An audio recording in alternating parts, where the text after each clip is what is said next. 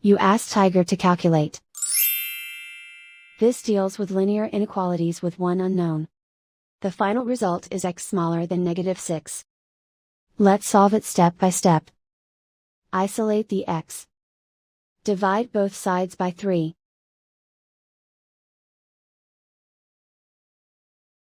Simplify the fraction.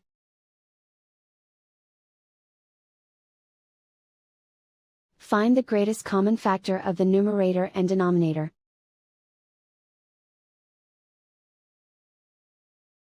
Factor out and cancel the greatest common factor.